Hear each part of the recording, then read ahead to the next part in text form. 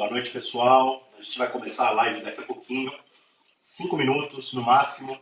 O nosso convidado Alessandro Baraldi estará aqui para a gente discutir temas bem profundos sobre recolocação, carreira, tudo que você precisa saber, né? Mas de fato com profundidade, né? Então é um momento bem importante para a gente. Obrigado pela receptividade de todos aí.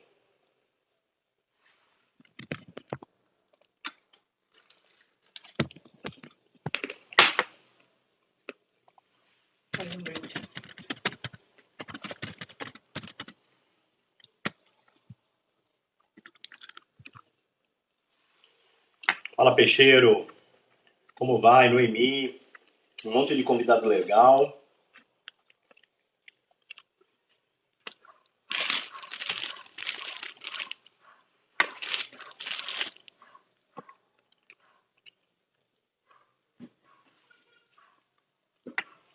Mais 3 minutinhos, o Baraldi vai entrar.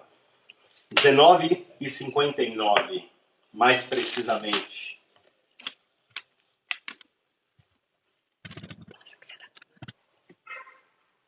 E quem tá de vinho aí? Eu tô com vinhozinho aqui, né? A vantagem dessa live é que a gente vai fazer num tom diferente, num tom de happy hour, sem pressão, onde todo mundo pode perguntar tudo. Os bastidores do Headhunter com o Alessandro Baraldi. Daqui a pouco, fala Cássio Salles, grande parceiro, cliente da trilha. Um prazer você estar aqui. Luiz também. Muito obrigado pela presença de todos. E brinde à saúde de todo mundo, que hoje a gente precisa de saúde.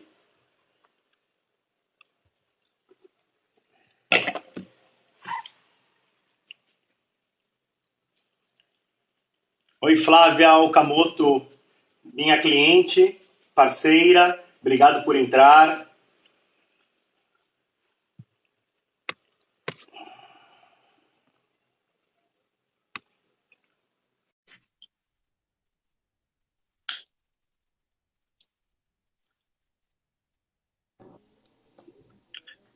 E agora sim, Alessandro Baraldi está aqui conosco. Tudo bem, Baraldi, meu parceiro? Fala, Bruno. Eu quero saber se você está tomando vinho. Eu estou tomando um vinho aqui para te acompanhar. Saúde. Saúde a nós. Muito obrigado pelo seu tempo. Deixa eu te fazer uma pergunta. Você está no ar livre? Não, eu estou dentro de casa. Porra, de japona? O negócio deve estar... Mas tô com a varanda aberta aqui, com a janela aberta. Tá vindo frio, 11º andar, não é fácil não, cara. 17 graus em São Paulo, amanhã vai esfriar mais. Muito bom, muito bom. Bom revê-lo, Vazê. Quem diria, né? Nós, nos dias de hoje, combinarmos um happy hour virtual, né? Puxa vida. Exatamente, Baraldi. E você sabe de uma coisa? Não é à toa, né? Quando a gente se conheceu, não sei se você lembra, já faz um bom tempo, né? Assim, não faz anos. Sim. Mas a primeira vez foi numa visita, eu visitei sua consultoria e a gente teve muita sinergia, né? Embora fazendo, assim, trabalhos opostos, entre aspas, mas a gente sentiu uma sinergia muito forte nos nossos valores. E isso é o mais importante, né? Na vida. Conhecer pessoas que compactuam com os nossos valores. E você é uma delas. Obrigado pela tua disponibilidade em falar com o pessoal, com o público da trilha, com o seu público, né? Eu acho que vai ser uma noite muito legal, muito agradável. Pena que a gente só tem 1 hora aqui no Instagram, mas também se não der tempo a gente renova aqui, entra de novo. O importante é a gente realmente ter profundidade agora nesses temas que a gente vai falar, e é isso, tá? E obrigado pela tua disponibilidade aí, Baraldi. Não, imagina, eu que te agradeço pelo convite. É uma honra estar aqui conversando contigo, com teus convidados, com convidados que eu também tive a oportunidade de estender esse convite. Acho que é importante, né, Bruno? Quando a gente pensa em formar uma parceria, a gente precisa compartilhar das mesmas ideias, dos mesmos valores. Eu acho que se não tiver uma sinergia nesse sentido, a parceria não faz o menor sentido, né? Então, e acho que a gente tem áreas complementares, né? Então, isso também é importante. Então, vamos aí fazer esse bate-papo. Acho que é importante também deixar claro para todo mundo que a ideia desse bate-papo, desse happy hour, é fazer com que vocês possam interagir, fazer com que vocês possam mandar perguntas, tirarem suas dúvidas. A gente não quer fazer disso aqui um bate-papo só entre mim e o Bruno, pelo contrário. Então, fiquem à vontade em participar e aquilo que a gente puder responder. Ontem, só para dividir com vocês uma experiência de uma live, eu estava conversando com a Andrea Vacchiano, nós ficamos 1h40, então a gente interrompeu a primeira e a gente foi para a segunda, e o pessoal que estava nos acompanhando nos seguiu, então foi assim um bate-papo delicioso. Espero que a gente possa fazer desse a mesma coisa. Legal. Apenas para apresentar o Baraldi, né? O Baraldi, ele é um headhunter, tá? Trabalha já headhunter com mais de 15 anos de experiência, atendendo empresas nacionais, multinacionais, empresas de médio, grande porte, boutiques, enfim.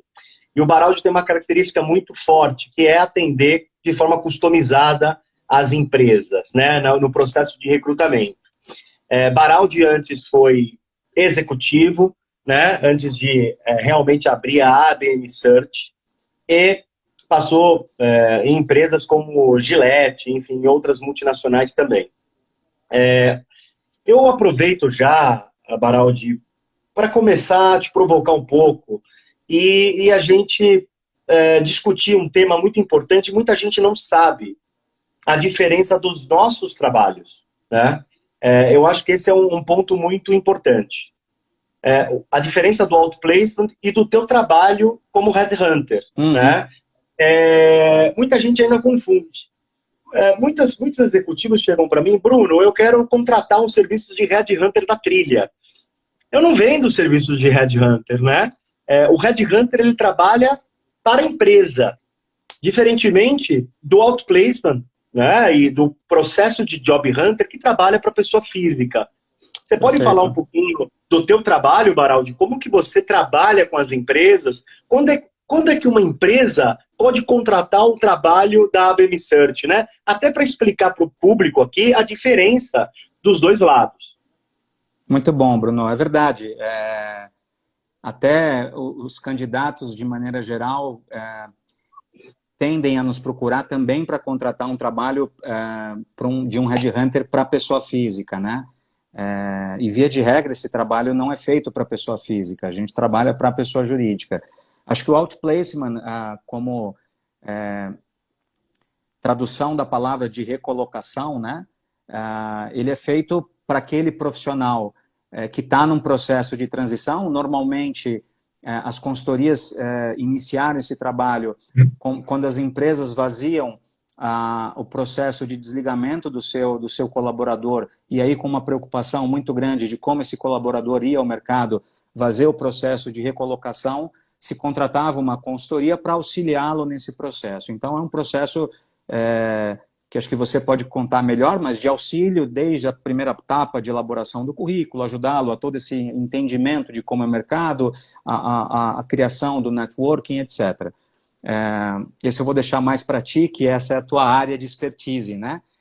O nosso trabalho, assim como o meu e de todas as consultorias que a gente tem no mercado, ela é de atender a empresas, ou seja, é um trabalho numa relação 100% B2B. Então, em qualquer momento, independente do porte, a empresa que precisa contratar um profissional, ela vai buscar o auxílio de uma consultoria para fazer esse processo, né? Então, ainda que a empresa tenha uma estrutura de talent acquisition, a depender do volume de contratações que ela tem, ela precisa de suporte e precisa de gente especializada, ou seja, gente que transpire isso o dia inteiro. A gente tem expertise para fazer isso, não só do ponto de vista de ferramental, mas também de networking e de mercado, né? O que acho que uma mudança que, quando eu entrei há 15 anos atrás, se buscava e começou a se fazer isso de trazer profissionais para a condição de hunter de mercado. Então, eram profissionais que vinham de uma cadeira executiva de uma determinada área para contratar para essa área. Então, você está falando de um hunter que vem de uma área, um exemplo, de uma área comercial, eu trabalhei em Unilever, trabalhei em Gillette, depois eu tive uma carreira na área de operações, supply chain, no segmento de oil and gas, tive uma carreira internacional, e quando voltei ao Brasil foi que eu ingressei no segmento de consultoria. Então você está conversando com gente da tua área, e então acaba sendo um bate-papo de igual para igual, né? Lógico que a gente também vai aprendendo a recrutar para outras áreas, né? Poucas consultorias acabam tendo uma estrutura para serem segmentadas ou por negócio, por setores de mercado, ou por áreas de negócio. As outras tantas consultorias como a nossa, que somos boutiques, a gente acaba tendo um perfil híbrido, então a gente também acaba tendo condição de atender outras áreas, como finanças, RH, áreas das quais eu nunca tive a experiência como profissional. Perfeito. Então esse é um pouco acho que do entendimento, né? Muito, muito mesmo, tá? Eu acho que foi importante para a gente separar o joio do trigo agora. Agora eu já entro numa pergunta mais assim de mercado mesmo, sobre o olhar do Headhunter, sabe? Sobre o teu olhar. Por exemplo, você comentou que você trabalhou na área comercial, né? A área comercial pode ser um especialista em B2B, ele pode trabalhar com público B2C, ele pode ser especializado em venda direta, indireta, via canais de distribuição, varejo, atacarejo, atacado, enfim, etc, etc, etc. Muitos profissionais chegam para mim, Bruno, eu quero mudar de área. Eu cansei de trabalhar com B2C, quero trabalhar com B2B. Essa migração, ela é simples de fazer, Baraldi? Essa é uma dúvida que eu acho que todo mundo que está aqui na live pode ter. Ela, no meu ponto de vista, exige muita estratégia, né? Exige muito estudo, muito conteúdo e muita reflexão também dos próximos passos. Uhum. Eu queria assim que você respondesse essa pergunta sobre o teu olhar, o olhar de quem está recrutando para a empresa. Olha, Bruno, é uma pergunta difícil de responder. O que eu gosto sempre de colocar de forma muito clara é que não existe regra, depende, cada caso precisa ser analisado de forma muito específica, né? Acho que depende de alguns fatores, né? Então, quanto tempo você já tem de experiência num determinado setor de mercado? Alguns setores de mercado conversam com outros. Na área comercial, especificamente, a gente tem muito particularidades de canais, né? Então, quando a gente fala, por exemplo, de modelos de distribuição, eu consigo tirar gente de operação de alimentos que tem uma experiência no indireto muito grande e levar para lubrificante, por exemplo, que tem uma operação muito forte através do distribuidor. O inverso, às vezes, não é verdadeiro. Então, depende muito do estágio que esse profissional atingiu na carreira, do tamanho da cadeira que ele já tem, né? Eu costumo dizer que as movimentações sempre no início de carreira, elas são mais fáceis de você fazer, porque você ainda está numa condição de construção, nível salarial. Então, assim, depende. Acho que é difícil te dar uma resposta agora que possa atender a todos que estão nos ouvindo de forma específica e se criar uma regra dizendo, não, é assim que funciona. Não, vai depender de caso a caso. O que eu acho precisa se avaliar o setor que ele está é muito importante. Então, vou dar um exemplo que eu gosto de citar bastante, né? Quando a gente fala de bens de consumo e varejo, né? Bens de consumo atende o varejo. E varejo é o principal cliente de bens de consumo, né? Um dos principais canais. Quando você olha o varejo gosta de trazer gente da indústria, né? Então, o inverso nem sempre é verdadeiro. Então, quando você, mesmo em um determinado nível, eu vejo tenho vários colegas que estão no Dia, entre outras redes, que saem de uma cadeira pesada, robusta, de área comercial, e vão para a área comercial do varejo negociar. Ele não vai mais vender, ele vai negociar com a indústria. Então, ele passa a exercer uma condição de comprador. Então, ele continua exercendo a condição comercial, os skills de negociação, mas ele não está mais vendendo, né? Ele não está atendendo o cliente, ele está recebendo a indústria para negociar e comprar da indústria, né? Então, ele cuida de abastecimento. Então, quando eu vejo o inverso, se eu tiver uma cadeira nesse mesmo nível, para atender indireto, ou para atender o key account, ou para atender o médio varejo, enfim, e eu for buscar alguém que só tem experiência do varejo, ainda que sejam de grandes contas, o varejo, o bens de consumo, a indústria torce muito o olho. É difícil de você convencer. Vai depender muito da cabeça do gestor, o quanto ele entende que os skills que esse cara tem são muito bons. E ele vir do varejo, ele traz um entendimento também de negócio que agrega muito para a indústria. Né? Mas vai depender muito da cabeça do gestor. Eu acho que esse é o principal... E esse paradigma vem mudando. Né? Eu lembro de um case, ela chama Mariana. Ela está hoje nos Estados Unidos, ela entrou na Nivea. Eu lembro um processo que eu estava conduzindo para uma empresa multinacional, ela só tinha experiência de Carrefour, ela era bárbara, era um avião. Não contrataram ela porque ela só tinha experiência de varejo. A Nivea comprou o passe dela, bom, ela foi expatriada. Eu tenho um caso também do Júlio, que é um cara que a gente contratou lá no Nordeste, ele só tinha experiência de varejo, mas era um cara em início de carreira. Hoje ele está numa condição alta dentro da Nivea. Aliás, acho que ele já saiu da Nivea, ele está numa outra indústria. Então, assim, depende muito do outro lado e entender que esse perfil agrega muito. E embora a gente tenha essa resistência, né, da gestão das empresas, né, Baraldi, assim, me vem muito na cabeça a indústria farmacêutica, né, que a gente sempre fala, quem trabalha em farma é difícil sair de farma ou é difícil entrar em farma para quem não é do segmento. Mas eu acho que isso também está mudando aos poucos. Eu acredito que em marcha lenta, mas a gente ainda está numa caminhada boa, mas exige essa estratégia, tanto do profissional, de olhar para a carreira dele, né, e entender se de repente assim, ele está dentro da empresa, ele pode fazer esse movimento para a área de atuação que ele deseja. Eu acho que essa seria a melhor receita, né, sem considerar todos os casos. Claro que cada caso é um caso, como você mesmo falou, mas se eu pudesse dar uma dica, eu acho que primeiro olhar para a empresa que ele está atuando, né? Onde que eu poderia me movimentar aqui para alcançar o meu desejo de carreira, né? Fazer uma movimentação externa, né? Fazer essa mudança fora do mercado, ela é mais complexa, exige mais estratégia e vai depender muito da cabeça do gestor que estiver contratando, com certeza. Ótimo. Agora, Baraldi, me fala um ponto, assim, eu queria colocar... Tem acho que um convidado que está aqui, o Aprendendo RF Fuji. É o Rodrigo Fuji, o Cazu, o meu cunhado. Oi, a gente vai entrar nesse tema, viu, Fuji? Fica tranquilo, a sua pergunta vai ser respondida mais lá na frente.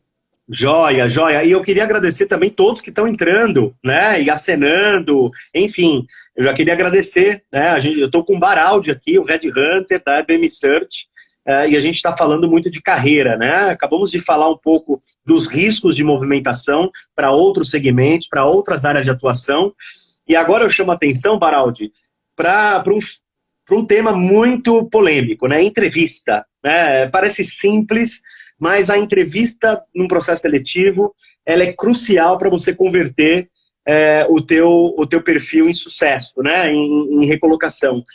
Como que você enxerga,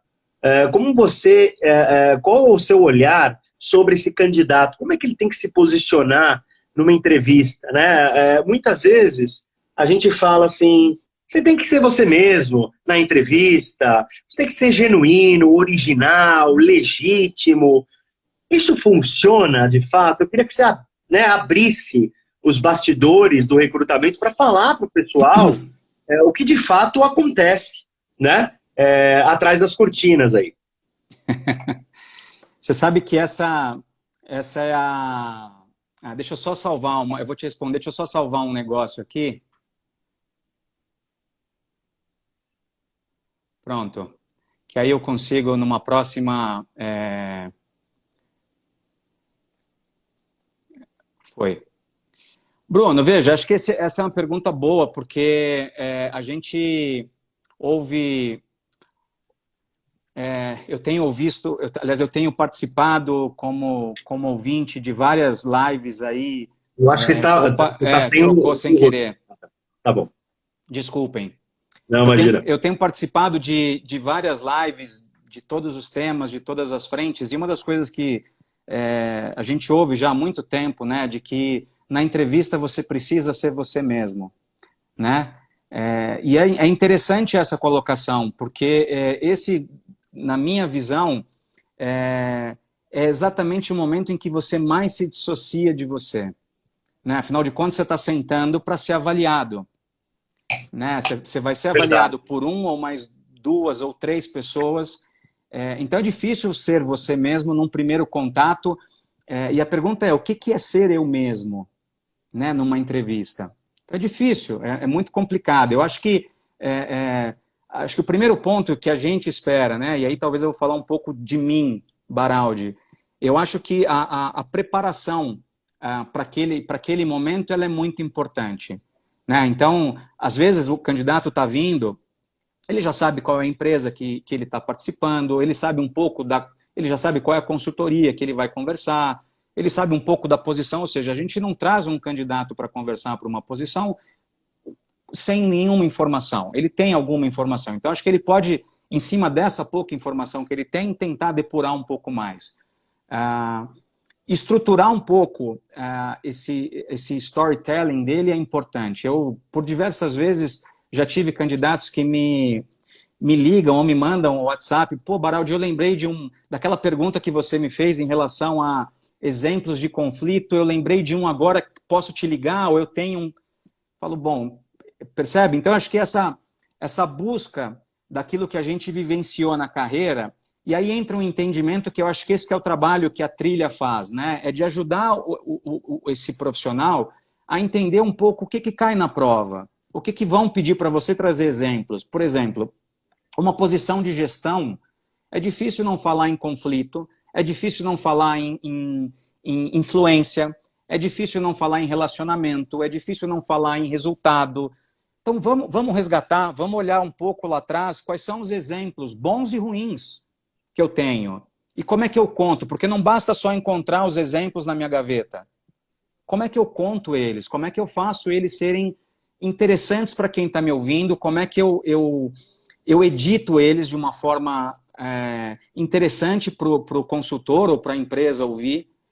Então, acho que todo esse preparo ele é muito importante, porque você acaba montando o teu discurso muito alinhado com as competências que o mercado exige para aquela posição, para o nível que você está buscando. Eu vou dar um exemplo que eu acho que é bastante importante para quem está nos ouvindo, e esse é um trabalho que eu também faço num trabalho de coaching. A gente, às vezes, está numa primeira etapa fazendo um mapeamento, né, de entrevista, de entendimento do profissional. Pô, me conta quem é você, me fala de você, etc. Bom, é como se eu perguntasse, me conta no que você é bom. E no final, de forma muito provocativa, eu faço uma pergunta, puxa, a gente está aqui há 1 hora conversando, me conta qual é a tua melhor habilidade. E por incrível que pareça, essa é uma pergunta que gera um choque, Bruno, porque o olhar ele vai buscar a resposta. E um exemplo é, poxa, Baraldi, eu sou analítico, sou bastante analítico. Eu falo, poxa, que legal, mas nessa 1 hora que a gente está conversando, em que momento do teu discurso você verbalizou, você deixou claro que você é analítico? Pois é. Então, isso assim, acontece com muita frequência. Então, de 2 uma, ou ele é muito analítico de fato, mas ele não, então ele gastou 1 hora do tempo dele ali e não falou no que ele é bom. Ou ele não é analítico e não veio à cabeça dele algo porque ele também não estava preparado para aquela pergunta, né? Então, a ideia, acho que para quem está nos ouvindo, não existem perguntas que vão... essa pergunta vai... Não, cada consultor tem uma maneira de entrevistar.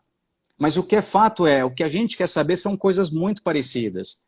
O que a gente quer investigar do candidato é o que o cliente está buscando. E o que o mercado está buscando para aquela posição, né? Então, dificilmente a gente fala hoje das competências atuais. Então, não dá para dizer que não precisa ter orientação para resultado, não precisa ter habilidade de gestão de conflito, gestão de crise, enfim, são várias as competências que a gente pode elencar aqui, que de 2 uma, muito provavelmente você as tem. o ponto é em que nível eu estou dessas competências. Em algumas eu estou muito bem avançado, outras talvez nem tanto. E eu acho que esse é um pouco do contexto que a gente chama do preparo para a entrevista e que eu acho que é importante e que é difícil ser eu mesmo, porque eu estou sendo avaliado. É como se eu estivesse indo conversar com, sei lá, com uma figura icônica de mercado, com a Bira Diniz, para uma posição, vai dar frio na barriga, é natural.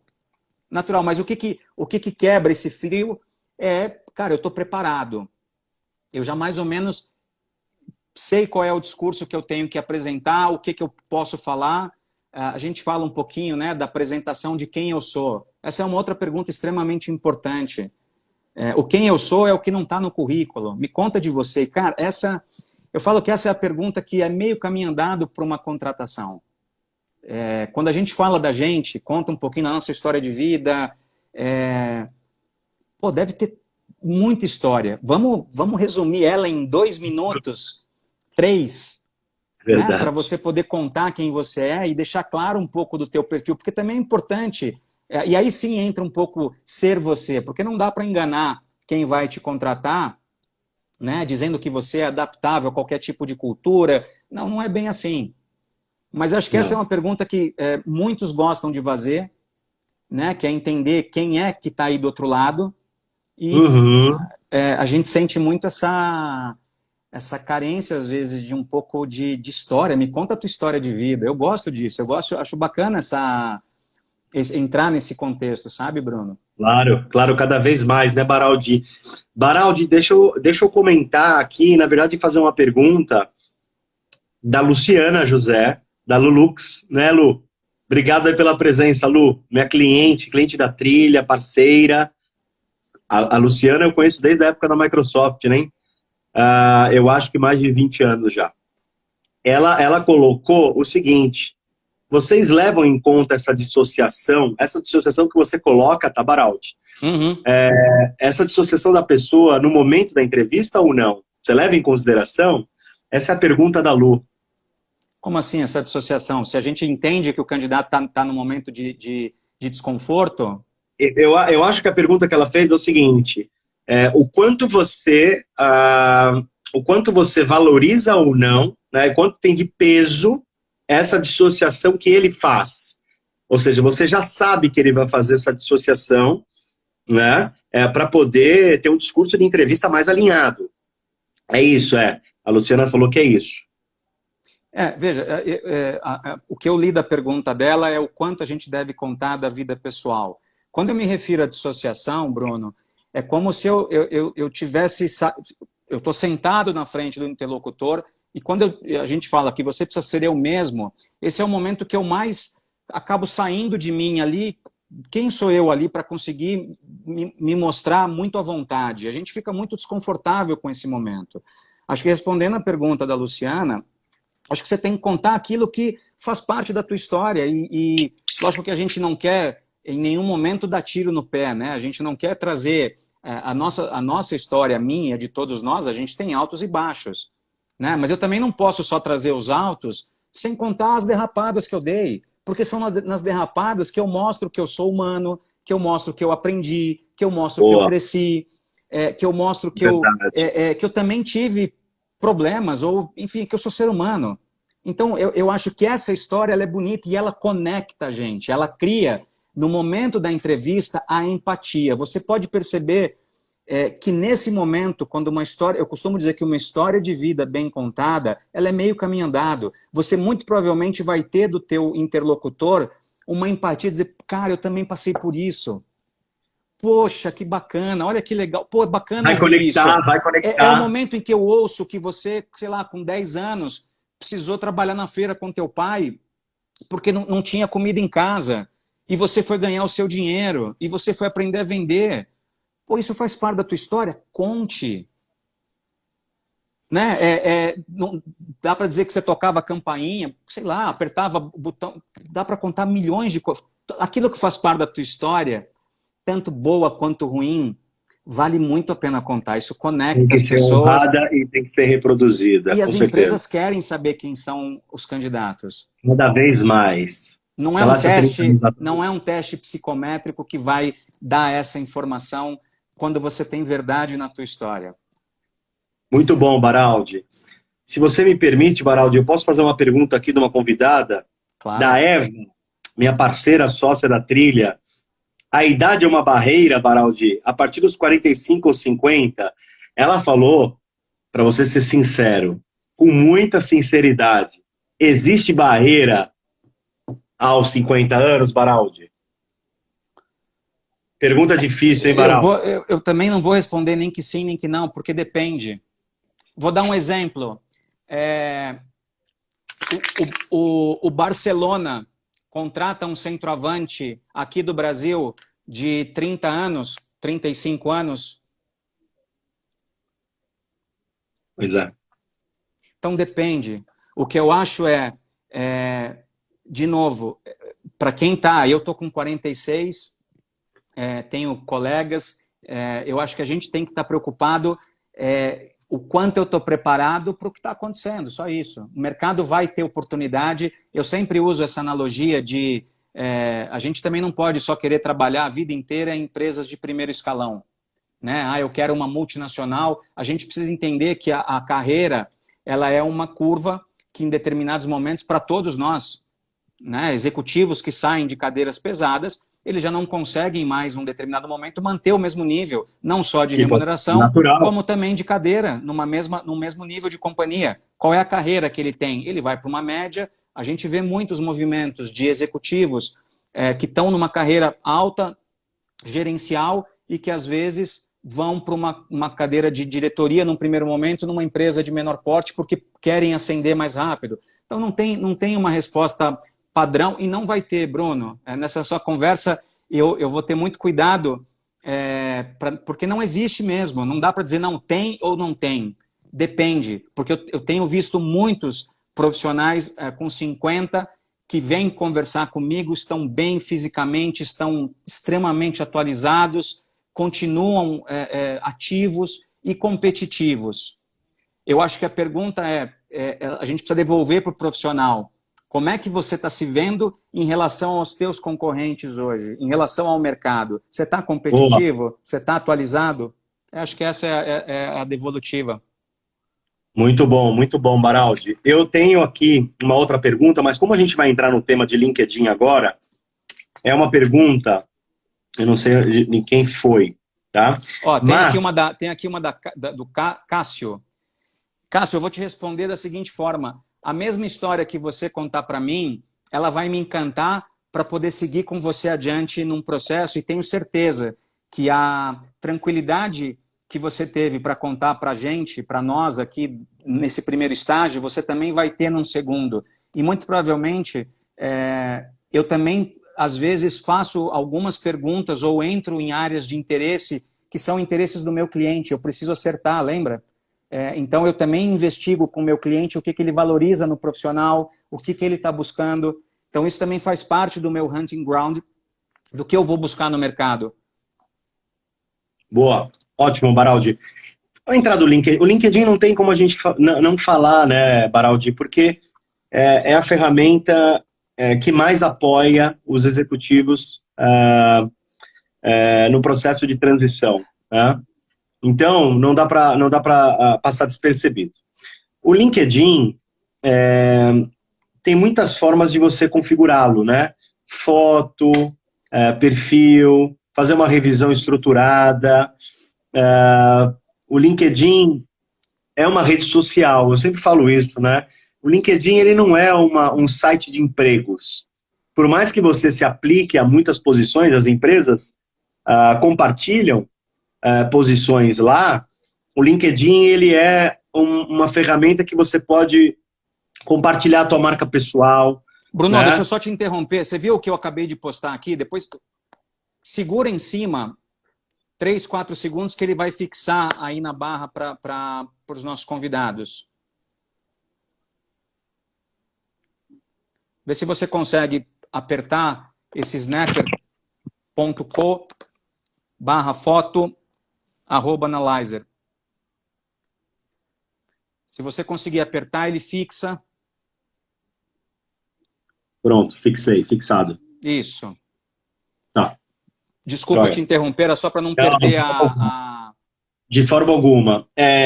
Então, eu queria te fazer uma pergunta minha, tá, Barod? O que é um perfil ativo e um perfil passivo no LinkedIn? Todo mundo que está aqui na live com certeza tem LinkedIn, 99%. Então, essa deve ser uma dúvida também de muitos.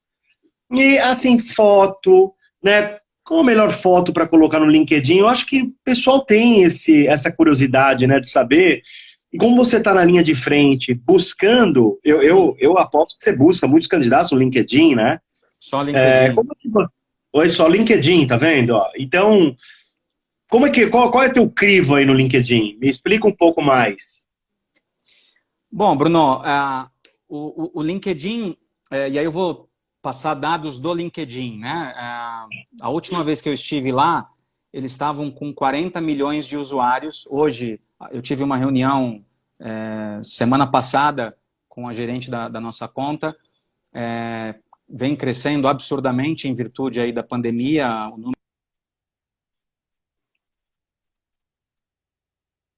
Ixi, o Baraldi, eu acho que saiu. Só um pouquinho, pessoal. Acho que caiu a conexão aí do Baraldi. Peço desculpas.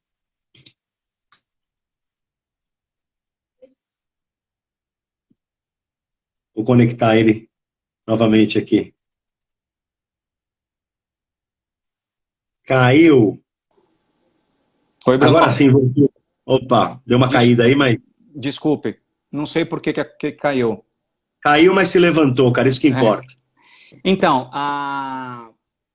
só para não perder o raciocínio, então, dados do LinkedIn, acho que vamos pensar em 40 milhões de usuários e o LinkedIn enxerga desses 40 milhões, 75% deles são considerados passivos e somente 25 ativos. Então, só explicando um pouco melhor, o passivo é aquele que está lá com perfil, às vezes nem é um perfil que o LinkedIn chama de campeão, mas ele não interage, né? Ele não faz nenhuma atividade, ele não... Enfim, ele é passivo. Acho que a palavra resume bem e classifica bem a atuação que ele tem dentro da rede. E já o ativo, ele muitas vezes até compra um plano do LinkedIn, ele consegue ter acesso a e-mails. Então, você percebe que ele já tem uma atuação de algumas ferramentas que o LinkedIn oferece para interagir, para gerar negócio, para se conectar, para mandar mensagem. Então, com isso, ele está com... E muito provavelmente esse que está ativo, ele está com um perfil mais bem elaborado, às vezes. Né? Então, acho que quando a gente olha CV e LinkedIn, acho que tem aí uma importância grande dos dois comunicarem a mesma coisa. É muito comum da gente olhar o CV e a gente vê um CV, às vezes, que não está bem elaborado. Eu vou para o LinkedIn tem, às vezes, até muita informação ou quase nada informação. Né? Então, acho que a primeira etapa, e esse é o papel da trilha também, deixa eu colocar os dois na mesma página. Né? Uhum. A diferença é que o currículo precisa ser mais resumido, o LinkedIn permite com que você explore mais as coisas da tua carreira, cursos, algumas fotos, matérias que dá para você colocar no LinkedIn, que no currículo eu entendo que não são necessárias. Né? O que eu Uhum. compartilhei com todos, para que vocês possam... Esse é um aplicativo legal, ele faz um scanner da tua foto para que você veja o quanto a tua foto ela está compatível com uma foto que seria uma foto ok ao critério do LinkedIn. Né? Legal, Agora, hein? eu não sei se o pessoal está conseguindo fazer essa Estou leitura. conseguindo, pessoal, entrar Não nesse sei se eles vão link? conseguir fazer ao mesmo tempo, porque estão participando conosco aqui. Mas, enfim, depois com calma façam. Mas a ideia é que a foto possa ser uma foto mais de cunho profissional. Né? As Claro. pessoas, às vezes, colocam fotos acompanhados, fotos que você... enfim, você não está num ambiente profissional e não é uma foto que, quando você olha, se você dissesse naquela foto, cara, que área trabalha esse cara? Ele é um cara... às vezes até de uma carreira jurídica, por exemplo, pela foto que ele tem, não me parece. Então a gente consegue, às vezes, e a foto, por incrível que pareça, ela é uma primeira imagem tua como perfil. E depois você vem com as informações que estão ali que precisam retratar, Bruno, quem é você, né? Exato, ó, por exemplo, a Valéria já tirou nota 76, né, Tá Valéria? bom? Valéria Palacios, muito bom, hein, Valéria? Tá bom? A Valéria é nossa cliente, é uma executiva que vende agro, indústria química, e obrigado pela participação aí, Valéria. Val, chama ela de Val. E o pessoal, alguns conseguiram entrar, outros não conseguiram e informaram que tem que sair do chat, enfim. Mas, ó, o Alohin aqui, nota 94. Parabéns, nossa, top, hein? Esse aí, depois Muito bom. compartilha com o grupo o LinkedIn dele para a gente ver qual é a foto. Muito bom. Exatamente, exatamente.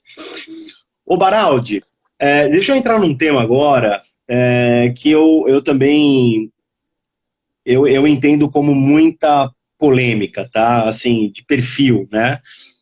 Muito se fala no digital hoje, né? O que eu vejo de vagas, oportunidade, solicitando requisito de... Você conhece digital? Pergunta até para o engenheiro mecânico se ele conhece digital, né? Tirando o clichê de lado, o que é um profissional digital?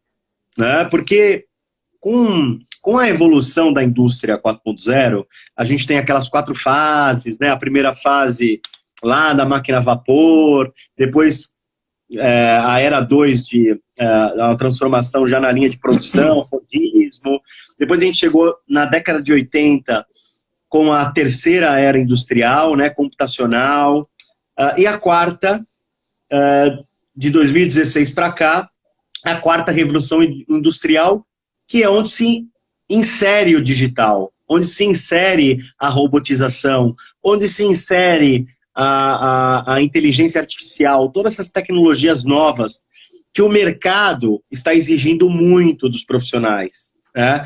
A gente na trilha tem muito acesso a posições, né, confidenciais com os headhunters, com os RHs das empresas, e eu vejo muito isso no requisito. Tem que ter digital. Me explica um pouco isso, Baraldo. Explica para o público, né?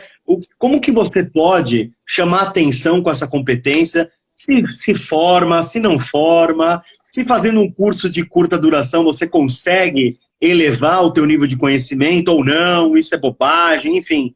Queria que você se aprofundasse, por favor, nisso.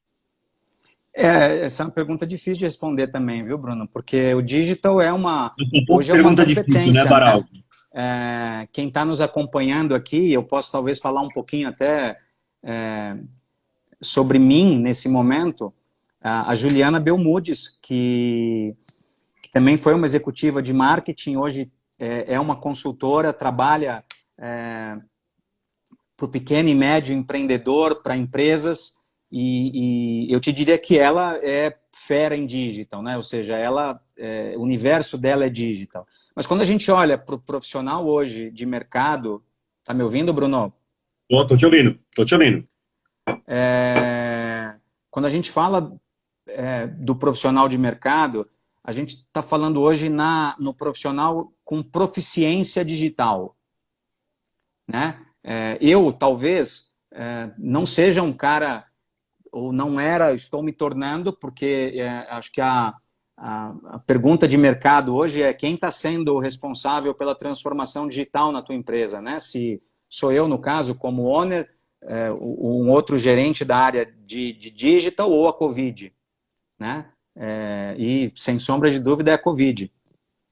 Né? E de várias empresas. A gente está sendo empurrado para ter que entrar no digital e ter que trabalhar dentro dessa condição de digital. Mas para o profissional, eu acho que dependendo da área que ele está, a gente sai de um digital e entra para um IoT, por exemplo, que é a internet das coisas que está dentro do digital. Mas são interações diferentes dentro do digital, né? Uhum. Mas eu acho que o principal eu acho que um dado do LinkedIn, quando fala que 75% das pessoas que estão lá são passivas, a gente já percebe a deficiência que existe hoje dessa inserção, de fato, no digital de todos nós, né? Seja por conta de formação e seja porque nós somos... Veja, uma coisa é ser usuário de digital, a gente não pode confundir. Exato. Né? Uma coisa é eu ser um cara que estou lá no Instagram, enfim, o Facebook, outra coisa é, deixa eu pensar em negócio através do digital. Deixa eu Exato, pensar em esse é o ponto. estratégias de negócio que convertam em resultado para o meu business através do digital. Entender E que como ele consiga funciona. aliar. Exato, exato. E que É ele consiga completamente diferente. conversar com os parceiros, com os stakeholders sobre isso. Né? E aí sim ele vai ser mais valorizado na empresa. Não é um designer, né? Não é um trabalho técnico de digital. É importante colocar isso. Né? A Vanessa Scabora é uma cliente nossa também, parceira, muito legal. Né? Ela colocou que é um excelente ponto, porque comunicação é muito importante. Como é que você comunica o digital também? Porque às vezes você tem essa formação, né, e você tem esse entendimento, mas como é que numa entrevista você coloca para o recrutador, para o headhunter, que você tem essa habilidade, né, de arquitetar os projetos utilizando essa competência? Isso é muito importante, é a forma também que você comunica, né? Ó, só respondendo a pergunta do Kaique, sim, Kaique, precisa. Essa é uma outra exposição que você pode evitar. Qualquer rede social que você tenha hoje, ela tem travas de segurança e de privacidade para quem você quer mostrar o que você queira mostrar. Então, não dá para... o problema é que nesse contexto, Kaique, você muitas vezes, aliás, quem está, às vezes, muito exposto na internet com conteúdos, sei lá, no Facebook ou em outras redes que enfim, não são conteúdos muitas vezes adequados, esse cara nem segue no processo ou nem recebe uma abordagem, porque quando a gente vê a rede, fala, cara, não é o perfil do meu cliente. E posso falar para vocês, assim, isso já aconteceu. Né? E acontece, é normal. Não dá para dizer, mas como é que você sabe que eu tenho filho? Como é que você sabe que eu... Cara, tá no teu Facebook. Você acha que eu estou sendo invasivo? Não, engano seu. Eu não estou sendo invasivo, a rede está aí para isso. Quem está se permitindo... você pode me chamar de invasivo, mas quem está se permitindo isso é você. Vai lá no Privacidades e muda as configurações do Privacidade e não fique mais exposto na rede. Então, esse é um cuidado. Né? Mas Muito bom. um ponto, Bruno, que quando você conversa com as incubadoras hoje, Cubo, eu esqueci o nome a que tem da Telefônica, o maior gap que eles têm hoje é de contratação de profissionais com esse mindset digital.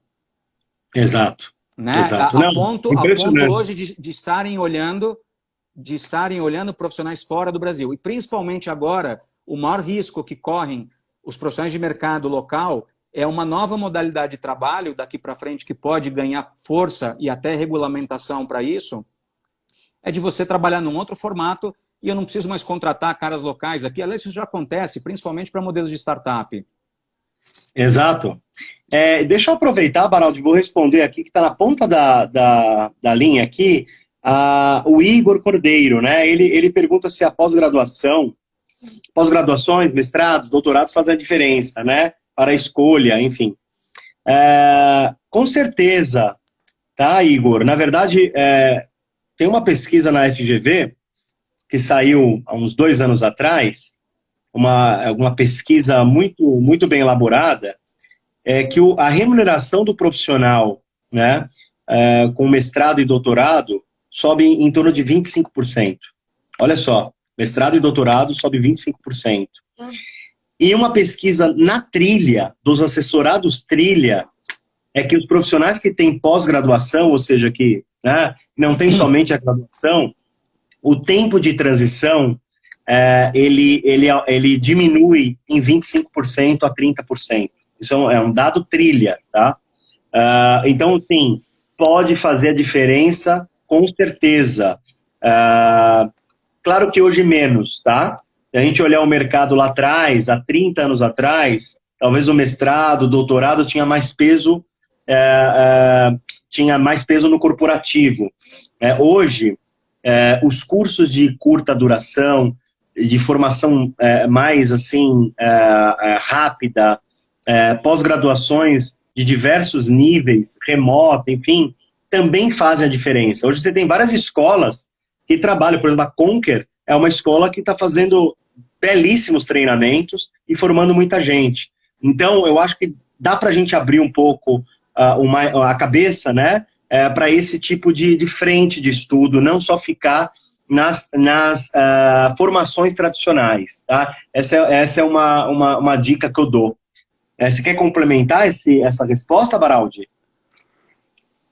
Bruno, acho que não dá para a gente imaginar você buscando no mercado uma cadeira de C-level, às vezes um executivo que só tem uma formação de ponta e não fez, e está parado com especializações ou sem um MBA, sei lá, 15, 16 anos. Né?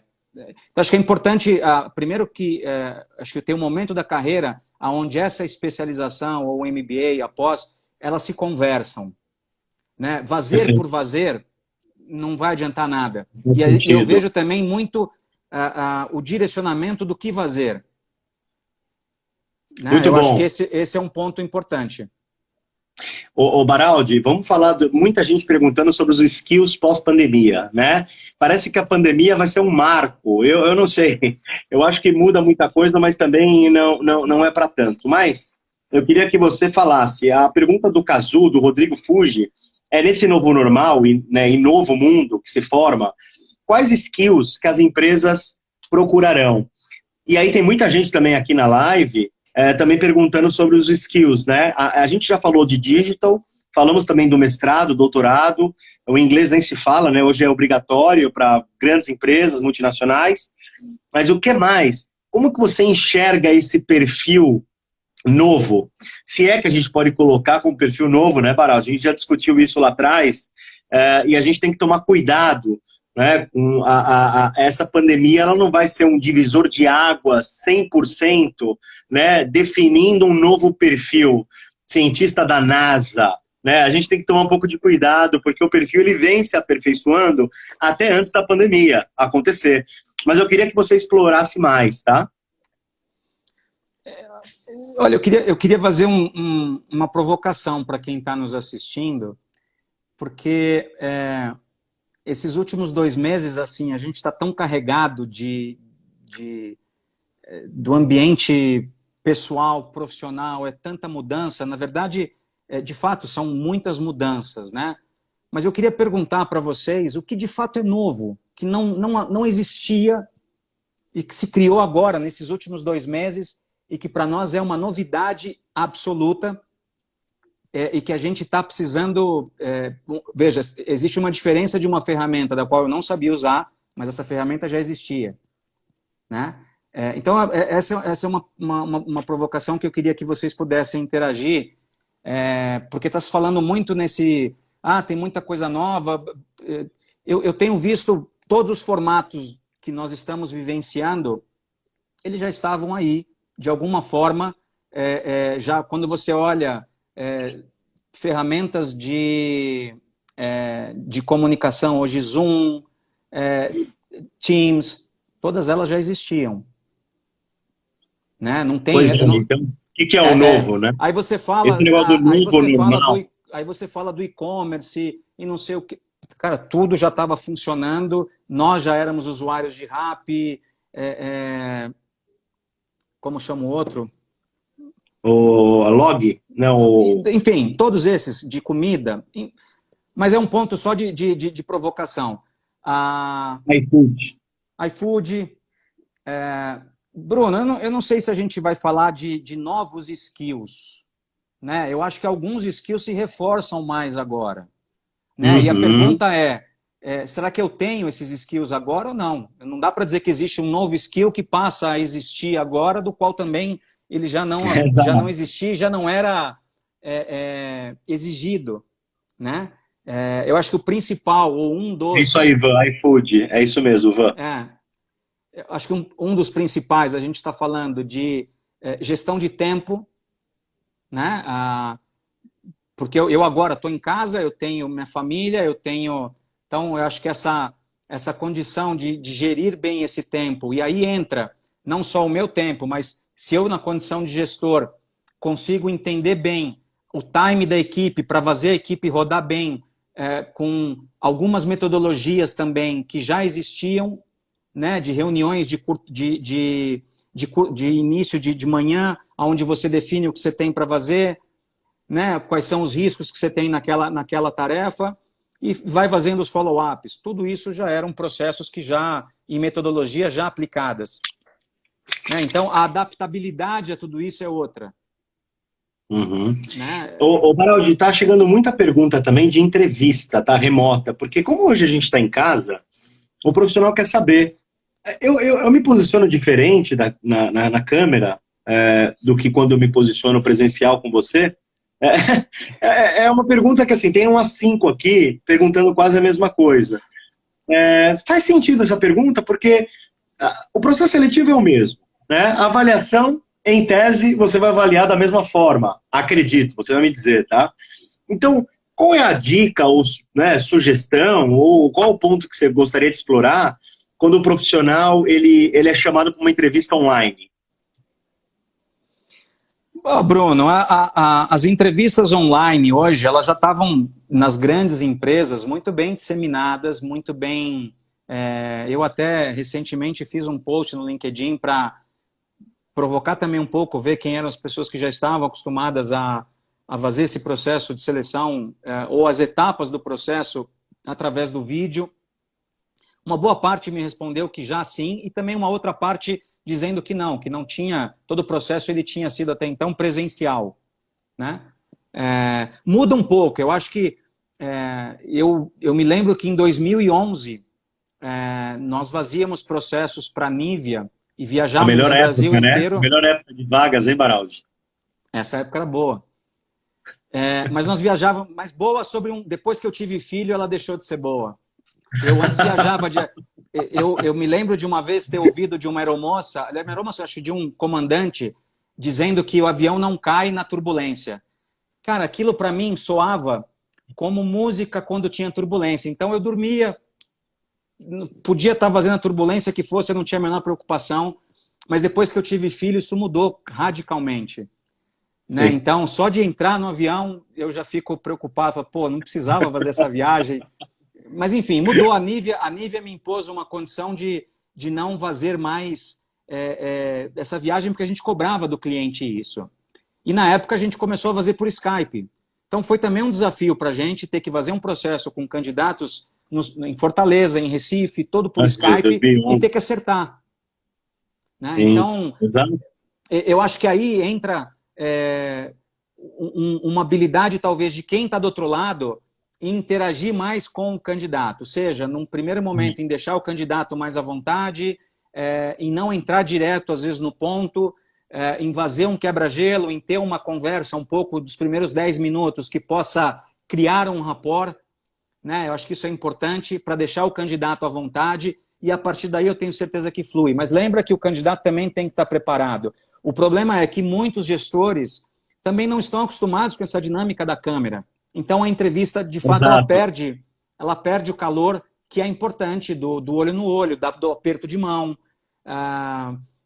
daquela dinâmica que você tem, daquele ambiente que a câmera, infelizmente, você vê que nós estamos numa possibilidade de áudio que você me interrompe, eu te interrompo. Nem sempre o áudio permite isso. Então, eu estou te interrompendo, a minha interrupção chega enquanto você está falando. Puxa, isso também quebra muito no vídeo. Então, isso também tem que estar bem calibrado. Sabe um ponto que a Vanessa coloca aqui, a querida Van coloca, que é a questão quando a entrevista é online, você não percebe, né, diretamente a cultura da empresa. Né? Assim, quando você vai para uma empresa, ser entrevistado presencialmente, você consegue respirar um pouquinho, né? Desde a recepção, do olhar da recepcionista. Então, eu acho que isso você perde um pouco. Ela tem razão, eu concordo, Van. E agora a gente vai acabar a live em 100 segundos, a gente volta. Tem muita pergunta para